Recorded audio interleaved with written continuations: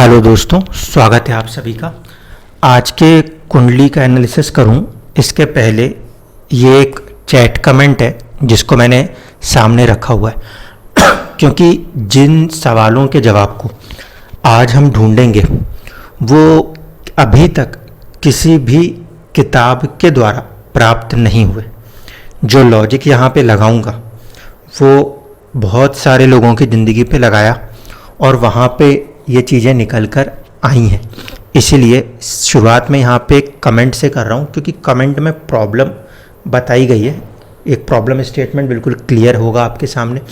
हमें सिर्फ ये पता करने को बोला गया है कि आखिर इसका कारण क्या है। यहाँ पे कुंडली का पूरा विश्लेषण की ज़रूरत नहीं है, हमें सिर्फ उस जड़ को पकड़ना है जिसने ये चुनौती दी है। तो चलिए देखिए इसमें क्या था। जी सर, मेरे हस्बैंड की अभी 1 साल से शुक्र की महादशा चालू है और उनकी केतु की दशा बहुत ही खराब रही। ध्यान रखिए, केतु की दशा बहुत ही खराब रही। उसमें ही हमारे रिश्ते, उनकी हेल्थ और दोस्त ने बिजनेस में धोखा दिया। उसकी वजह से बहुत ज़्यादा ड्रिंक करना और हमको मार के निकालना और सारी संपत्ति उड़ा देना। और आगे कुछ खेलना लिखा है जो कि इसमें समझ नहीं आ रही। नौकरी भी चली गई वो भी प्राइवेट बैंक मैनेजर, और उनके ऊपर भी बहुत से कर्ज हैं। ठीक है, तो केतु की दशा को लेकर यहाँ पे मेन सवाल उठा है मैरिज लाइफ, स्टेटस और कुछ हद तक जो है ये कि जो डॉक्यूमेंट साइन होते हैं उसमें कुछ हेरा फेरी हो गई। अब चलते हैं हम कुंडली के ऊपर। इस कुंडली में हम सीधे तौर पे देखें तो हमारे को जो लगन कुंडली है वो 7 नंबर से चालू होती हुई शुरू दिख रही है, यानी कि ये एक तुला लगन की कुंडली है। लगन के स्वामी हो रहे हैं शुक्र, फर्स्ट हाउस लॉर्ड होने के कारण, जो कि 6th हाउस में गए हैं और जाके उच्च के हो गए हैं। अगर आप सिंपल बुकिश वे में जाओगे तो आपको लगेगा कि भाई शुक्र जो है वो उच्च का हुआ और उच्च का होने के कारण ये अच्छे फल देगा। फिर दूसरे तरफ पे ऐसा लगता है कि 6ठे भाव में शुक्र बैठा है, तो 6ठा भाव मतलब रोग, रिपु, ऋण, ये 3 चीज़ें भी देगा।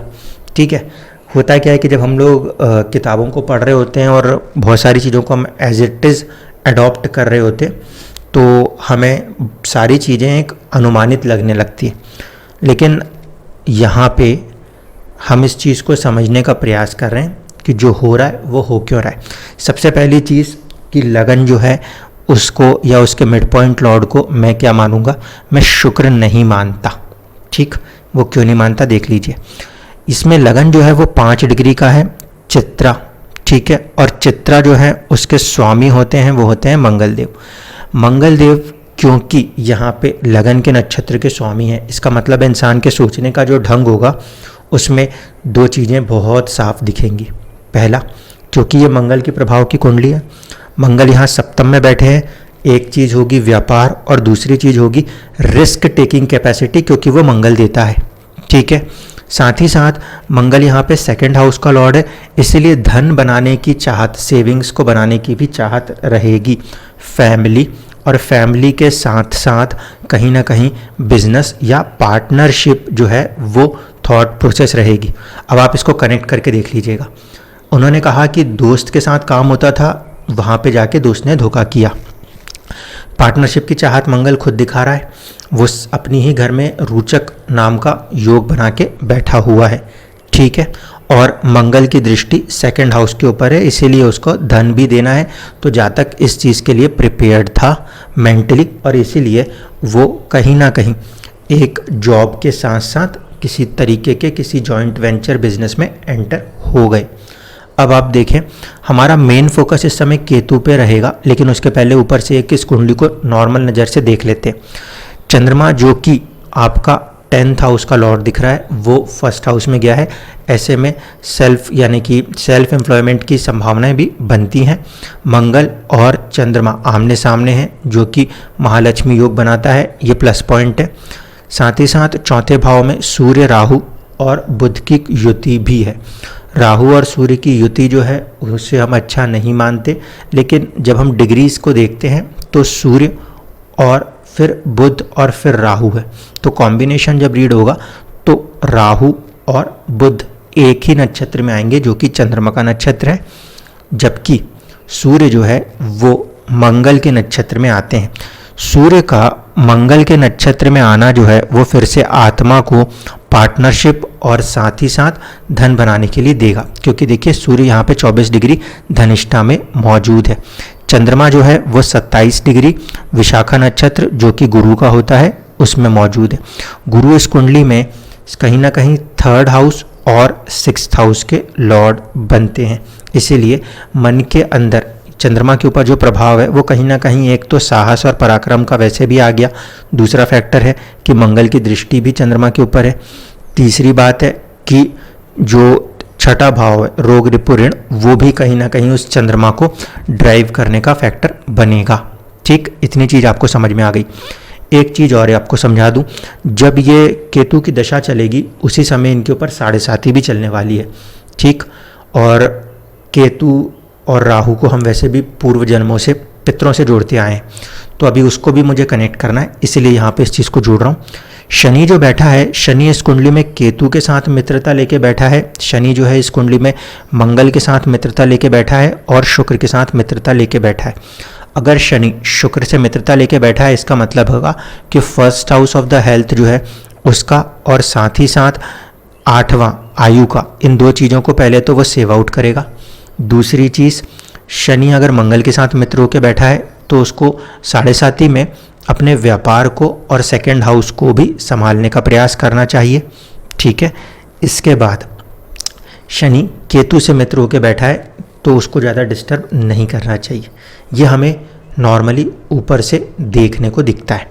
अगर आप भाव के हिसाब से देखोगे तो बुध जो है वो मालिक है 12th हाउस का भी और किस्मत के 9th हाउस का भी। सूर्य जो है वो मालिक है लाभ भाव का 11th हाउस का और वो केंद्र में बैठा है, इसलिए उसने लाभ दिया। राहु इन दोनों के साथ कनेक्ट है, इन दोनों को बढ़ाएगा। ये ऊपरी तौर पे चीज़ें दिख रही हैं। अब हमें इसके अंदर जाना है और ये समझना है कि सबसे शुभ भाव 10th हाउस में बैठे हुए केतु ने आखिरकार बर्बादी क्यों लिख दी। इसके कई कारण निकाले जा सकते हैं। पहला तरीका जो है वो ये कि हम देखें, गुरु जो कि छठे भाव का स्वामी है वो मूला नक्षत्र में जाके बैठा हुआ है। मूला नक्षत्र के जो स्वामी हैं वो खुद केतु हैं, यानी कि छठा भाव जो है जो कि कहीं ना कहीं आपके पूर्व जन्म का भाग्य बताता है, उसका कॉम्बिनेशन आपके किसके साथ जुड़ रहा है, केतु के साथ जुड़ रहा है। ठीक है, दूसरी चीज़, केतु जहाँ बैठे वहाँ की चीज़ की हानि करा सकता है और अपनी दशाओं में प्रोमिनेंटली करा सकता है, लेकिन 10वें भाव में बैठा हुआ केतु यहाँ चंद्रमा की तरह बिहेव करेगा क्योंकि वो चंद्र राशि में सूर्य और बुध से दृष्ट है। तो सूर्य लाभ भाव का स्वामी है और बुध जो है वो किस्मत का स्वामी है। तो इस लिहाज से आप देखोगे तो आपको दिखाई देगा कि केतु तो यहाँ अच्छा फल करना चाहिए। फिर जातिका ने ये क्यों लिखा कि केतु की दशा ने सब कुछ तबाह कर दिया। अब चलते हैं थोड़ा सा आगे। जब हम जाएंगे नवमांश में तो ये ओरिजिनल नवमांश कुंडली है। ठीक है, अब यहाँ पे केतु 12वें घर में दिखता है तो उसे देख के मैं ये कह दूँ कि ये केतु तो 12वें घर में था किस्मत में, इसीलिए ये जो है चीज़ आपकी ख़राब हो गई, ऐसा नहीं कहूँगा। अभी इस कुंडली को फिर से बनाते हैं लगन के तुल्य। ठीक है, मन मर्जी नहीं करनी होती कभी भी कि कोई भी लॉजिक कहीं भी थोप दिया जाए। ठीक है, इस कुंडली को हमने लगन के तुल्य बनाया। लगन कुंडली 7 नंबर से थी, ये कुंडली भी 7 नंबर से है।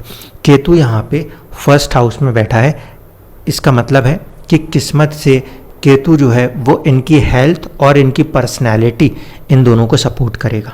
ठीक है, 12th हाउस का फंडा वहाँ पे हमने नहीं लगाना। यहाँ पे आप मंगल को देख लो, जो उनका सोचने का ढंग था ना, मंगल करेज, वो 8वें में जाता है किस्मत से। किस्मत से मंगल जैसे ग्रह का 8वें में जाना ये क्या दर्शा रहा है, अनसर्टेनिटी में जा रहा है। इंसान का जो सोचने का ढंग है ना किस्मत से, वो बहुत ही, एक तो मंगल उग्र या दूसरा जल्दबाजी का स्वभाव और दूसरा अनसर्टेनिटी। अनसर्टेनिटी मतलब हाँ देख लेंगे जो होगा, अभी ये है तुरंत के तुरंत कुछ भी कर दो। जो डॉक्यूमेंटेशन पे सिग्नेचर हुए वो आपका सबकॉन्शियस माइंड होता है। कुछ लोग जब काम करते हैं तो वो एक डॉक्यूमेंट को बिल्कुल बारीकी से पढ़ रहे होते हैं और कभी कभी कुछ लोग जब काम करते हैं तो वो अपने एक जल्दबाजी का नेचर दिखाते हैं। मंगल क्योंकि सबकॉन्शियस माइंड को रूल कर रहा है तो जल्दबाजी का नेचर है, और किस्मत की कुंडली में मंगल का अष्टम में आना और इस चीज़ की अनसर्टिनिटी को बढ़ा देता है। ठीक है, गुरु जो कि छठे भाव का स्वामी है वो भी किस्मत के भाव में जाके बैठा है, वहीं पे चंद्रमा और बुध हैं, जिसमें कि बुध किस्मत का स्वामी है, जिसे गुरु का सपोर्ट किस्मत की कुंडली में दिख रहा है, जो कि एक योग फॉर्मेशन के तौर पे होगा। साथ ही साथ चंद्रमा जो कि 10th हाउस स्टेटस का स्वामी है वो भी हिट हुआ है। 3rd हाउस पराक्रम के स्वामी के साथ आने के कारण आपने अपना एक बिजनेस भी स्टार्ट किया एक जॉब को करते हुए। ठीक है, शुक्र और सूर्य की युति है। शुक्र जो है वो 1st हाउस के भी लॉर्ड हैं और 8th हाउस के भी लॉर्ड हैं। अनसर्टेन अमाउंट ऑफ गेन्स जो हैं 8th हाउस वो जाके बैठ गया है सूर्य के साथ लाभ भाव में, लाभ भाव के स्वामी के साथ, इसीलिए उसने कहीं ना कहीं आपको लाभ भी करा दिया। तो यहाँ तक ये चीज़ें क्लियर हैं। यहाँ पे अभी कोई भी चीज़ ऐसी नहीं पकड़ में आ रही है आपको जो कि आपको इसका रीज़न दे, क्योंकि इसका रीज़न कहीं ऐसी जगह छिपा है जो देखे में भी नहीं दिखाई दे रहा। ठीक है, अब चलिए अगली स्थिति में। ये मेन कुंडली है। ठीक, यहाँ पे अब आप देख लो, जो सूर्य है आत्मा है, उससे केतु जहाँ बैठा है वो है साउथ वेस्ट डायरेक्शन नृत्य, यह है कर्सेस ऑफ गॉड। और अगर आप नृत्य को खोजोगे तो कुछ लोग इसको अलक्ष्मी के नाम से भी जानते हैं। ठीक है, इस पर्टिकुलर लाइन पे जब कोई ग्रह आके बैठा है तब मैंने हमेशा कहा कि ऐसी बर्बादी लिख जाएगा कि आप उसको चाह के भी नहीं रोक पाओगे। ठीक है, क्योंकि कहीं ना कहीं वो एक ग्रह जो है वो श्रापित है, और खासकर ये इम्पैक्ट तब बहुत ज़्यादा बढ़ता है जब मेन लगन कुंडली में ऐसी स्थिति बनती हो। ठीक है, केतु की ही दशा ने इस चीज़ को किया है और केतु ही यहाँ पे श्रापित अवस्था में आया है। अब सवाल ये उठेगा कि केतु श्रापित था तो उसने किस एरिया को हिट किया है और क्यों। उन्होंने खुद बोला था मैरिड लाइफ हिट हुई है, बिजनेस भी हिट हुआ है, गेन्स भी हिट हुए हैं, डॉक्यूमेंटेशन की वजह से हिट हुआ है। अब ये जो 3 चीज़ें थी, मैंने वो कमेंट इसलिए पढ़वाया था, इन 3 चीज़ों को जो वहाँ पे लिखा गया है इसको देखिएगा। इसका रीज़न क्या बनेगा? इसका रीज़न बनेगा कि हम जब हाउसेस के अंदर मिड पॉइंट लॉर्ड निकालेंगे तो हमें दिखाई देता है उस कुंडली में 3rd हाउस जो कि लिखा पढ़ी का काम कराता है उसका नक्षत्र स्वामी है केतु। साथ ही साथ 7th हाउस जो व्यापार और विवाह दिखाता है उसका नक्षत्र स्वामी है केतु, और साथ ही साथ लाभ 11th हाउस और फ्रेंड्स हाउस भी 11th हाउस होता है, उसका भी स्वामी है केतु। और ये तीनों मिड पॉइंट लॉर्ड होके केतु जो है वो श्रापित हुआ है। इसी कारण से जब उन्होंने इस बात को लिखा कि इस कुंडली के अंदर ये 3 एरिया इम्पैक्ट आए हैं, तो केतु इन 3 एरिया को नक्षत्र के लेवल पे, आत्मा के लेवल पे रूल कर रहा है। अब वापस आ जाऊं, यही कुंडली नवमांश की जिसे मैंने लगन के तुल्य बनाया था, ये ग्रह श्रापित है और ये 1st हाउस आपकी पर्सनैलिटी, आपके स्टेटस को हिट कर रहा है। लगन कुंडली में 10th हाउस जो कि स्टेटस है, और नवमांश कुंडली में ये कहाँ पे गया है? 1st हाउस, आपकी पर्सनैलिटी, आपकी हेल्थ, दोनों को कहीं ना कहीं ये हिट कर रहा है। क्योंकि ये श्रापित है इसलिए ये केंद्र में बैठ के भी बुरे प्रभाव करने में सक्षम है। ठीक है, अब आगे की कुछ चीज़ों पे भी चर्चा कर लेते हैं। कल एक मित्र से चर्चा हो रही थी कि जो D60 का चार्ट होता है वहाँ पे अगर हम कोई अंशा देखें तो उस हिसाब से रिजल्ट्स बनते हैं। अब ये चीज़ यहाँ पे देख लें, केतु जो है वो इसमें D60 पास्ट बर्थ कर्मा से अमृत अंशा में आया है, और शुक्र जो है वो भी सौम्य अंशा में आया है। अमृता और सौम्या को पढ़ के तो ऐसा लगता है कि ये शब्द बहुत अच्छे हैं, तो यहाँ पे रिजल्ट अच्छे होने चाहिए, लेकिन इसके बावजूद भी कि वो अमृत अंशा में है या सौम्य अंशा में है, रिजल्ट्स नेगेटिव रहे हैं। ठीक है, कारण बहुत साफ है, कुंडलियों के अंदर ग्रह किसी भी तरीके के कॉम्बिनेशंस को बना सकते हैं और उस कॉम्बिनेशन को पकड़ के ही आपको चलना पड़ेगा। इस कुंडली में अगर ये ग्रह श्रापित नहीं होता तो फिर परिस्थितियाँ काफ़ी बदल जाती, क्योंकि ये एक ऐसी कंडीशन पे आया है जहाँ पे सामने वाले को आप चाह के भी रोक नहीं पाओगे। ठीक है, खासकर केतु में मैंने हमेशा बोला है कि कोई ना कोई विडो वुमेन वाली कंडीशन इसमें आ जाती है।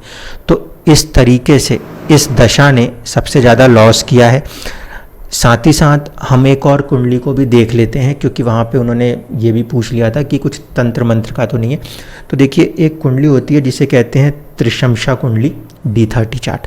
जब कोई इनऑस्पिशियस रिजल्ट्स को चेक करना हो तब इस कुंडली को इस्तेमाल किया जाता है। ये सिर्फ हमारे रिसर्च के लिए होती है, ओरिजिनली इतने डेप्थ में जाने की ज़रूरत नहीं होती।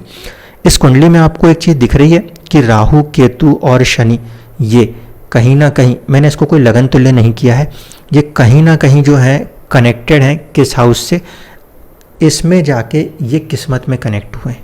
ध्यान से देख लीजिए, ये जो D30 का हायर डिविजनल चार्ट बना है ये नेचुरली 9th हाउस से कनेक्ट हुए हैं, यानी कि किस्मत को इम्पैक्ट कर रहे हैं। अगर इसको लगन के तुल्य कर दिया जाए तो जो 7 नंबर है, अगर वहाँ से लगन बना दूँ तो ये तीनों ही ग्रह कहीं ना कहीं 12वें भाव नुकसान को रिप्रेजेंट कर रहे हैं।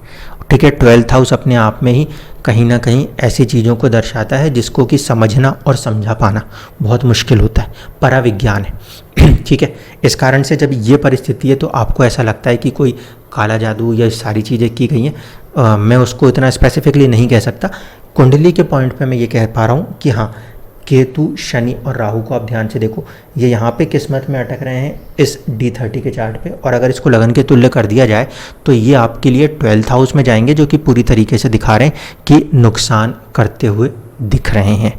ठीक है, साथ ही साथ एक चीज़ और यहाँ पे बोलते हुए चलें कि जब कुंडली के अंदर हम फॉर्मेशंस को रीड कर रहे हैं तो आपको कुछ चीज़ों को ध्यान देना चाहिए।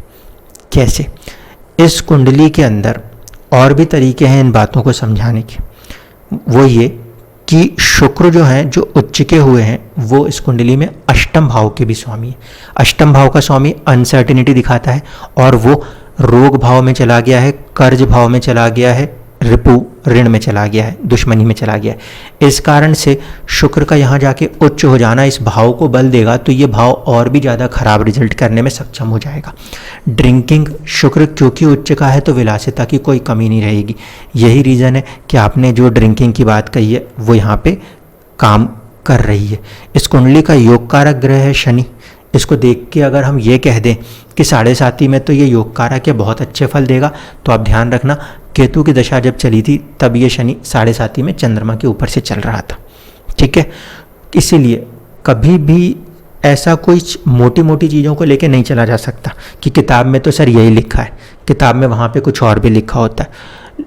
हमारा पूरा कंसिडरेशन इस बात पे होना चाहिए कि रियल लाइफ में क्या परिस्थिति थी और कैसे उसका एक्शन और रिएक्शन हुआ।